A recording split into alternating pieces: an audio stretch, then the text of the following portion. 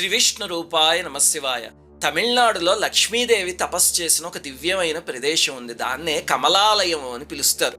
ఆ క్షేత్రంలో శ్రీ మహావిష్ణువు సోమాస్కందమూర్తిని ప్రతిష్ఠించారు అని స్థల పురాణంలో ఉంది.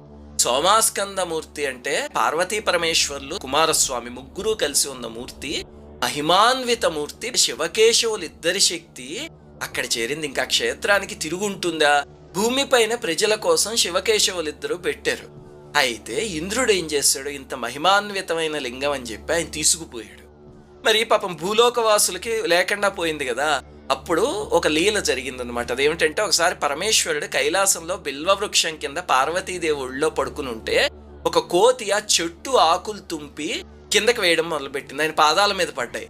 పరమేశ్వరుడు చూసి పొంగిపోయి చక్రవర్తివై సామ్రాజ్యాన్ని ఏలు అని ఆ కోతిని ఆశీర్వదించు. అంటే ఆ కోతి సంస్కారం చూడండి. అదంది, స్వామి నేను కైలాసం